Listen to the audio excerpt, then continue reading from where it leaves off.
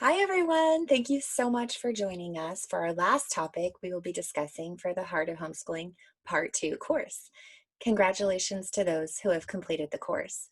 I am very excited about this topic for sowing seeds into your children and family's life that we're going to be talking about. I love the correlation to farming that sowing seeds has. There are so many parallels of farming and homeschooling. The homeschool season of sowing begins at the start of the school year, whenever that is for you. Ideas are fresh, curriculum is new, goals are set, and standards are high. We plan, prepare, and then plant the seeds of learning as we set out to teach our children. This is such an exciting time for both parents and teachers. We're eager to begin as we scatter our endeavors over academics, life skills, extracurricular activities, community projects, and socialization opportunities. The seeds of our homeschool visions are novel and untainted by reality. Our aspirations are high, and we are planting in well-turned soil, ready to receive. The sowing season is rewarding because it means we can finally use all that we have been storing up. The materials, the planner filled with plans, the ideas, all of it finally gets put into practice. Let's get this field of dreams planted, we think. For many homeschooling mamas, getting started isn't the problem. We're self-sufficient, self-starters by nature. The challenge is realizing our limitations and refusing to overschedule, overcommit, refrain from pushing our kids into overachievement. For the homeschoolers that do find it hard to get started, setting a date, planning your path, and being prepared will help you embark upon the season of sowing as the homeschool year begins. And the time to begin thinking about it is now. So we're going to be looking at what that looks like for next school year today. When I think of planting and harvesting, I also think of the importance of planting good seed versus bad. Seed that will reap a harvest of fruit that we want as homeschooling mamas to see in our children and as teachers to see in our students. What does that look like? I want to give you 4 things to avoid the bad seed and the 4 things to embrace in your homeschooling lifestyle, the good seed, in order to reap a full harvest in due time. On the most basic level, the concept of sowing and reaping works like this. A farmer who plants many good seeds is likely to have a rich harvest. Planting bad seeds will yield a poor harvest. Planting no seeds can only end in a harvest of nothing. When it comes to your homeschooling and family, it's easy to apply the concept of sowing and reaping. It's true in homeschooling, choosing curriculum, training children in the day-to-day events of life. We don't want the ones that will cause bad fruit to grow. We want the seeds that will cause prosperous environments. But if we are diligent and choose the seeds that are full of wisdom and truth, we will increase the odds of success. For real success in homeschooling, the sowing and reaping principles should be applied further. We sow seeds every day with our attitudes. A smile or a roll of the eyes could be more than a momentary thing. The way we treat our children or family, how we follow through on our word or commitments, all of those produce either bad or good fruit. Even if you spend your whole day in bed, you're sowing a seed of either rest or laziness. If you've planted seeds by being lazy in your homeschooling and family, or yelling or being impatient somewhere else, a harvest is likely on the way that can actually upset your family culture. Planting good seed is vital to your family's well-being. Sowing seeds of integrity with your children and personal relationships, being kind, patient, loving, and others focused will go a long way producing prosperous results. At first, the process can be slow. You work hard every day, sowing many seeds, and then you wait, hopefully while sowing more good seeds, because there's always a waiting time between sowing and harvesting for seeds to grow. Some of these seeds produce, some of them don't. But there is an amazing thing between the sowing and reaping. Over time, if you consistently sow good seeds, there's a cumulative effect. With the seed you sowed years ago, you'll be reaping in good results now, as well as reaping in the benefits from newer seeds you've sown along the way. I'm going to go ahead and share my screen now.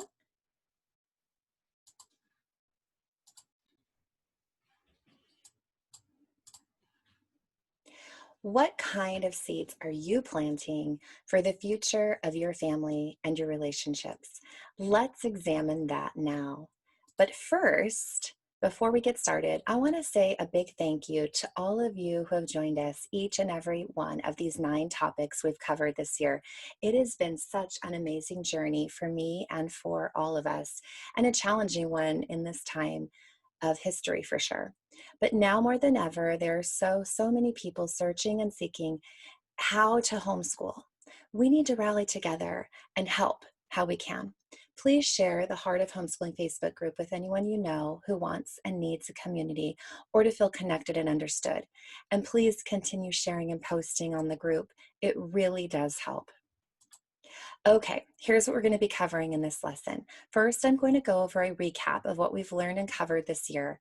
For any of you who've missed a topic, you can go right to our YouTube channel and watch the videos there. They're all free.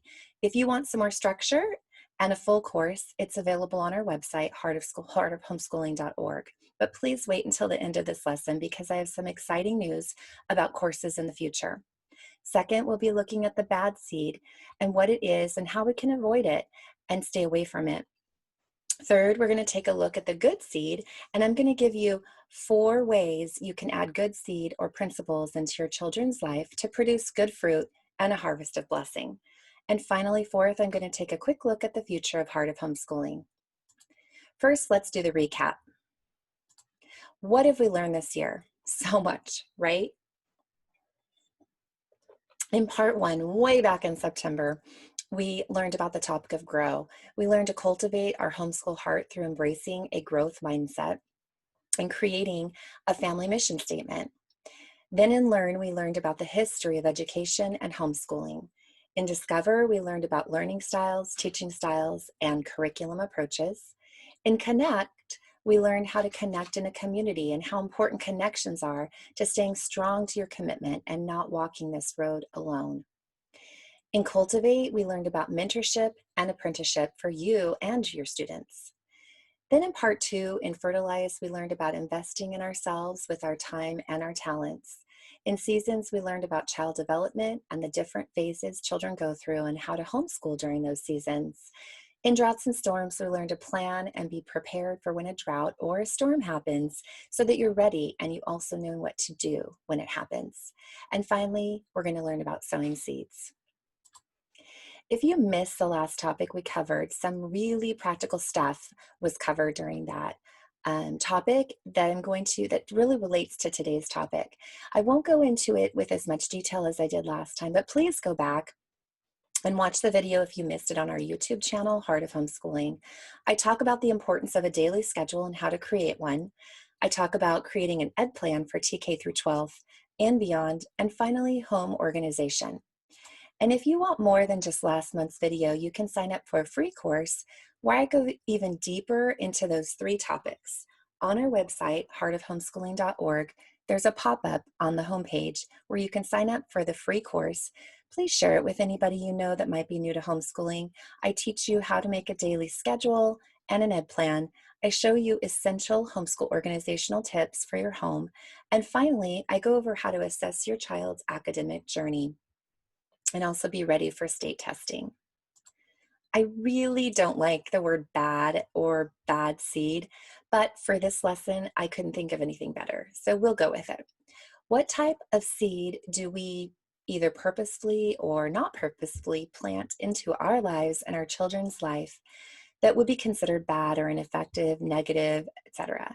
Basically, things we plant that result in bad fruit or have negative consequences. What do they look like? Here are 4 examples of bad seed. I'm sure there's more than these that we might sow as parents or teachers that might produce a bad crop. First, expectations that are too high, overscheduling, comparing what we're doing with what others are doing, and being too strict, rigid, or inflexible. What happens when we sow these types of seeds? Basically, they rob us of joy and peace. They produce nothing but negativity in our lives. So let's look at the first one. When our expectations are too high, it leads to disappointment. It is much better if we can set our expectations at a more realistic level. My second son was sixth child, and at 5, I began teaching him how to read just like I had my other 5 children, but he wasn't catching on. My expectation was that he would learn to read just like the rest of the children. I began the same way with 15 to 20-minute lessons from the book 100 Easy Lessons, but he would get frustrated and want to quit in less than 5 minutes into each lesson. Because he wasn't meeting my expectation, I found myself getting frustrated and disappointed. I realized my expectations were too high, and I needed to step away and give him some space. I continued to read to him, but didn't expect him to begin reading. I noticed when I gave him more space, he relaxed and began trying to sound out words as we read together instead of getting frustrated like he had before when my expectations were too high. He began trusting me that I didn't expect him to go beyond what he was capable of doing. It took another 3 to 4 years for him to have solid confidence in his reading. That's just how he was wired. I'm so glad I chose to give him space and let him progress at his own speed. And as a result, I have lots of years of snuggling and read aloud time. The next robber of joy is overscheduling. Overscheduling is another joy robber or C that is bad.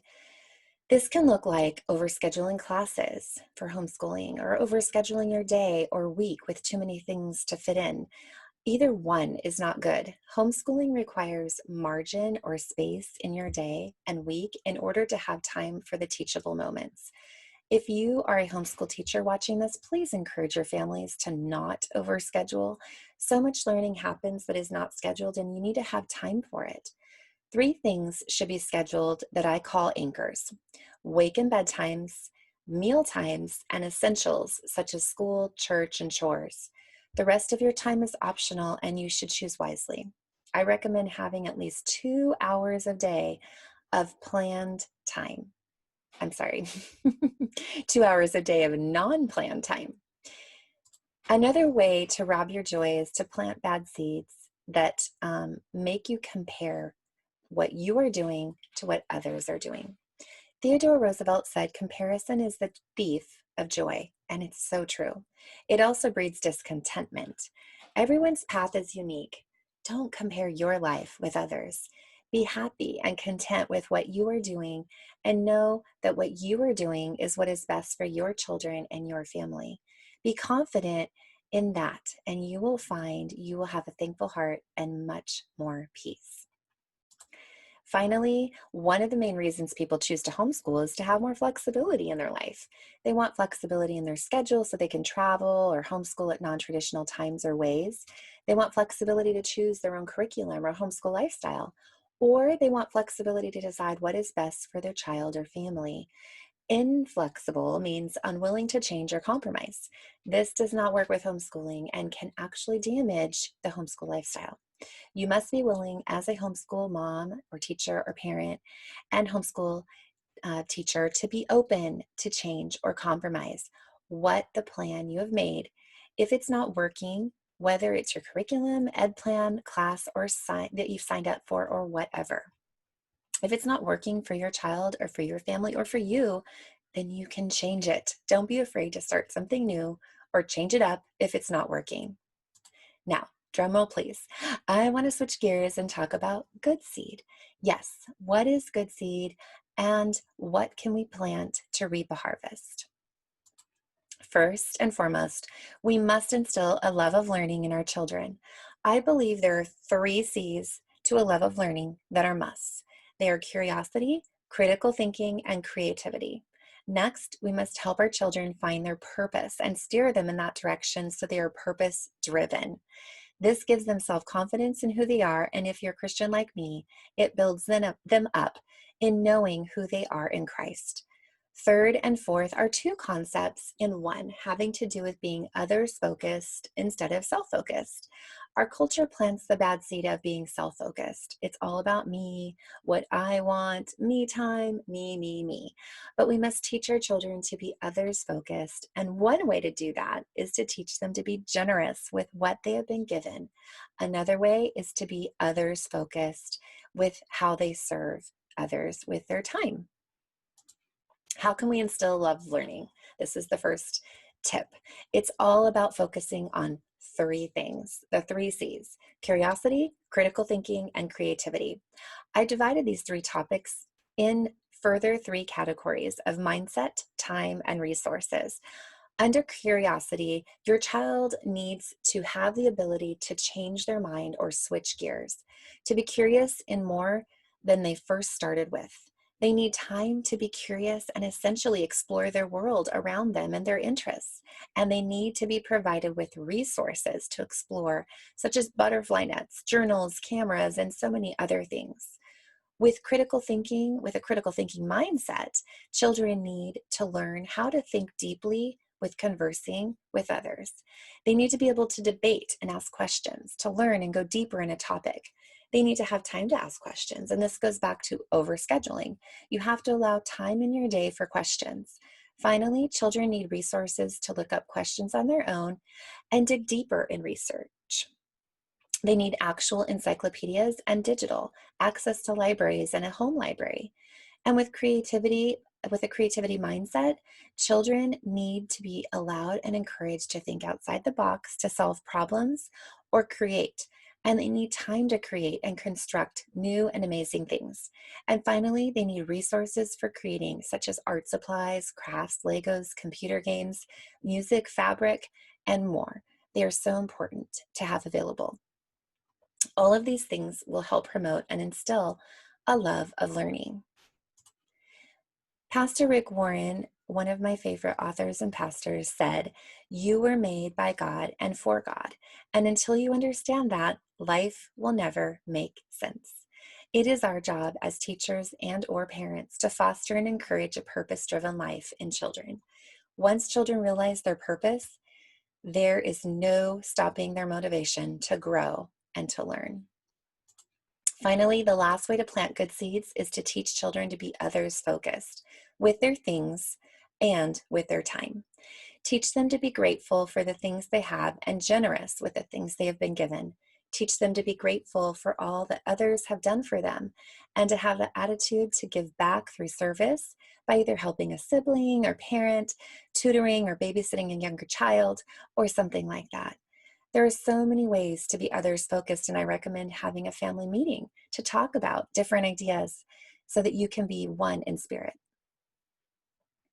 Ultimately, it's up to you. The time you spend investing in children's lives is priceless and precious.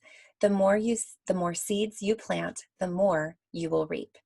So be careful not to have too high of expectations. Don't overschedule, don't compare, and try to be more flexible.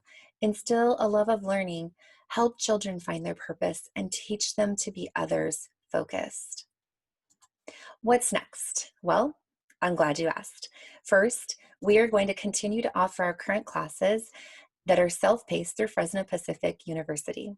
I also just contracted with the University of San Diego, and I'm so excited to start creating more courses with them. So I will be announcing news about those courses in the next few months.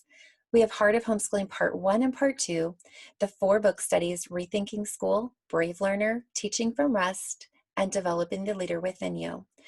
I also have the free 3 steps to homeschooling success that I mentioned before. It's available on our website as a pop-up on the homepage.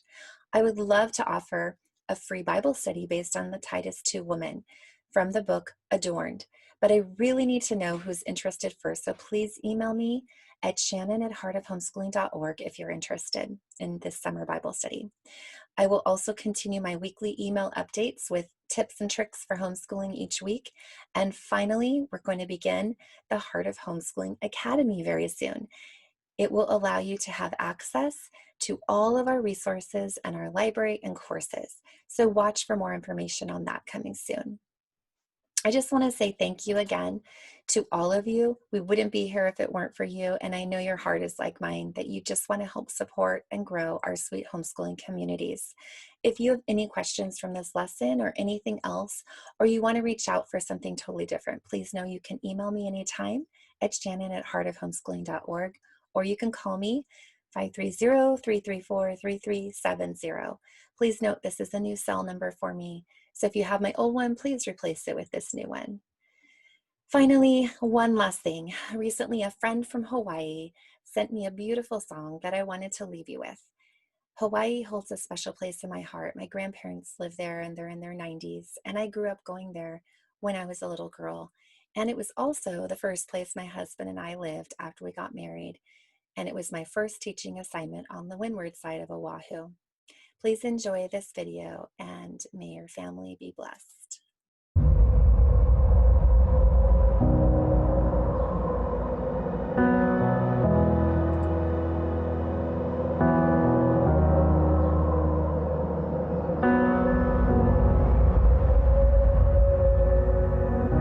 The Lord bless you and keep you. Make his face shine upon you and be gracious to you. The Lord turn his Face toward you and give you peace.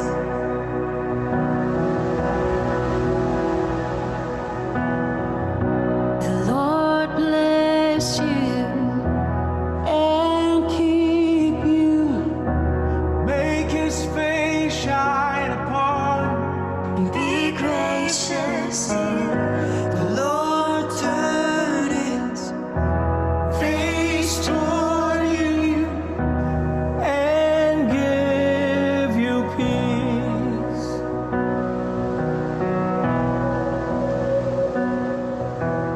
Amen.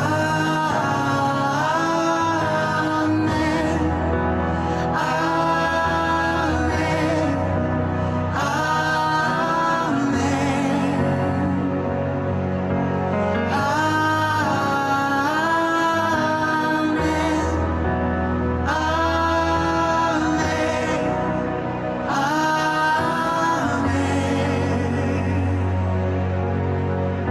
The Lord bless you and keep you Make his face shine upon you. and be gracious to you. The Lord turn his Face toward you and give you peace.